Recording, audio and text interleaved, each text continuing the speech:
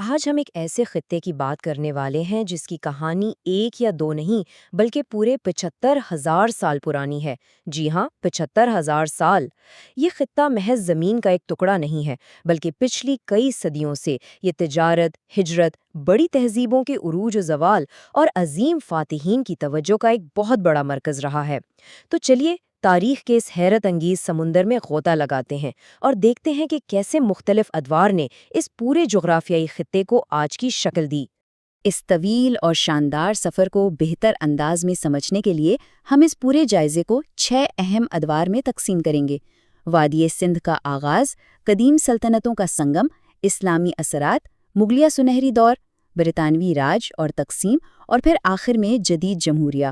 تو آئیے سب سے پہلے دور سے شروعات کرتے ہیں، یعنی وادی سندھ کا آغاز، انسانی تہذیب کا اولین گہوارہ۔ انسانی ارتقاء کا یہ سفر واقعی حیران کر دینے کی حد تک تیز ہے۔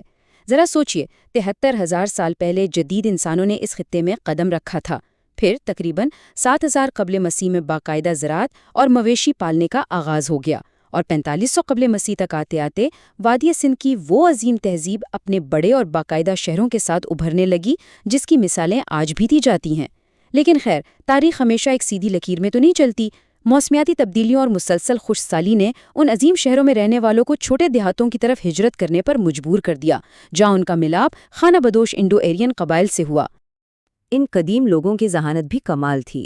ہم آج کل کے وسیع گلوبل ٹریڈ نیٹ ورکس کو دیکھ کر حیران ہوتے ہیں، لیکن در حقیقت وادی سندھ کے لوگوں نے ہی پہیوں والی نقل و حمل کا آغاز کیا تھا۔ انہوں نے بیل گاڑیوں کا استعمال کیا اور کشتیوں کے ذریعے ایسے تجارتی راستے قائم کیے جنہوں نے وسطی ایشیا، بر صغیر اور مشرق کو آپس میں جوڑ دیا۔ جب موسمیاتی تبدیلیوں کے بعد انڈو آرین قبائل یہاں آباد ہوئے تو ایک نیا ثقافتی امتزاج پیدا ہوا۔ ان کی اپنی منفرد مذہبی روایات مقامی لوگوں کے ساتھ گھل مل گئیں، اور اسی قبائلی اور دیہی دور کے دوران ہندو مذہب کے وہ قدیم ترین صحیفے مرتب کیے گئے جنہیں آج ہم ویدا کے نام سے جانتے ہیں۔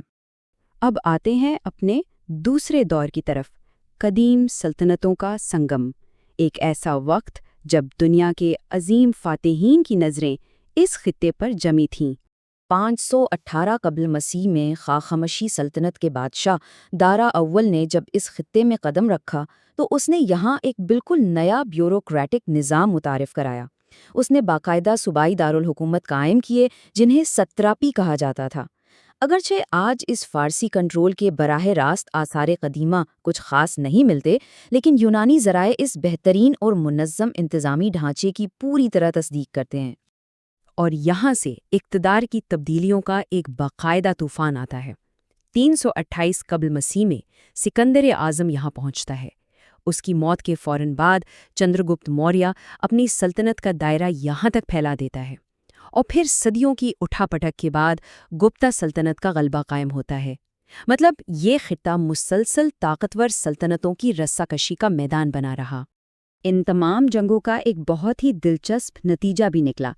سکندر اعظم کی مہمات یہاں بہت سی یونانی کمیونٹیز کو پیچھے چھوڑ گئیں۔ جب یہ یونانی لوگ مقامی لوگوں سے ملے تو انڈو گریک بادشاہت قائم ہوئی، جس نے یونانی اور ہندوستانی زبانوں اور روایات کا ایک ایسا شاندار اور منفرد کلچرل مکسچر پیدا کیا جس کی تاریخ میں بہت کم مثالیں ملتی ہیں۔ پھر وقت آتا ہے ہمارے تیسرے دور کا، یعنی اسلامی اثرات کا آغاز، اور اس کے ساتھ آنے والی گہری ثقافتی تبدیلیاں۔ عربوں اور غزنویوں کی آمد کے بعد برصغیر میں دہلی سلطنت کا عروج ہوا۔ مملوک، خلجی، تغلق، سید اور لودھی، ان 5 خاندانوں نے باری باری اقتدار سنبھالا اور اس پورے خطے کو ایفرو یوریشیا کے ایک وسیع بین الاقوامی تجارتی نیٹ ورک کا اہم حصہ بنا دیا۔ یہ وہ دور تھا جب یہ خطہ پوری دنیا سے جڑ چکا تھا۔ عربی اور فارسی زبانوں کے پھیلاؤ اور اسلام کی طرف بڑھتے ہوئے رجحان نے اس خطے کے ثقافتی تانے بانے کو ہمیشہ کے لیے بدل دیا۔ اسی ہندوستانی اور اسلامی تہذیب کے ملاپ کا ایک انتہائی خوبصورت نتیجہ ہندی اور اردو زبانوں کی صورت میں نکلا، جو آج بھی اس خطے کی پہچان ہے۔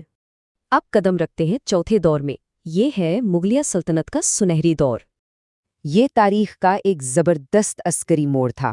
ظہیر الدین بابر نے برصغیر میں پہلی بار بارود اور توپ خانے کا استعمال کیا، اور اسی جدید ٹیکنالوجی کے زور پر پانی پت کی پہلی جنگ میں لودھی سلطنت کو شکست ہوئی، جس نے اس عظیم مغلیہ سلطنت کی بنیاد رکھی، جس کے اثرات آنے والی کئی صدیوں تک محسوس کیے گئے۔ اصل میں مغل دور صرف جنگوں اور فتوحات تک محدود بالکل نہیں تھا۔ یہ تقریباً 2 صدیوں پر محیط ایک ایسا شاندار دور تھا جس نے بے مثال امن اور معاشی ترقی دیکھی۔ آج جو عظیم الشان مساجد اور قلعے ہم دیکھتے ہیں وہ اسی دور کے فن تعمیر کا شاہکار ہیں۔ اور یہ بات بھی یاد رکھنے کی ہے کہ بالکل اسی دور میں پنجاب کے اندر سکھ مذہب نے بھی جنم لیا۔ لیکن یہاں ایک بڑا عجیب اور اہم سوال ذہن میں آتا ہے۔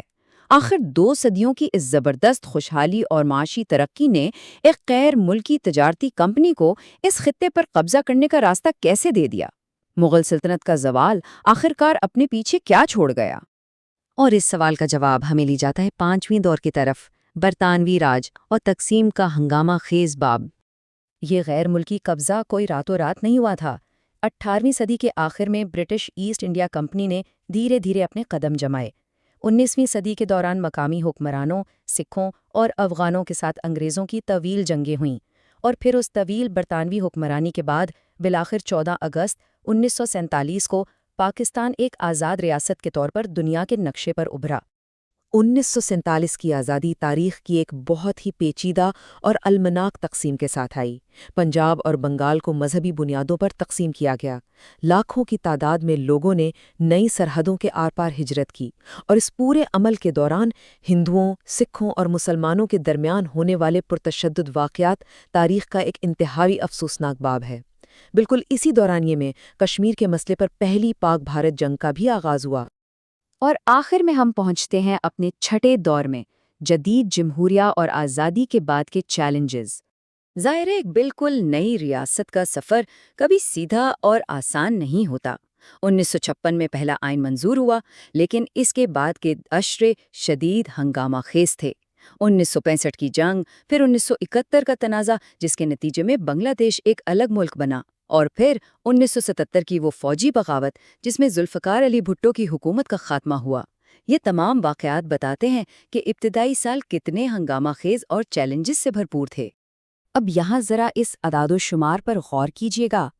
آزادی کے وقت 1947 میں اس خطے کی آبادی تقریباً 3.5 کروڑ تھی۔ 1990 تک یہ 10 کروڑ ہو گئی، اور آج یہ 20 کروڑ کے ہندسے کو بھی بہت پیچھے چھوڑ چکی ہے۔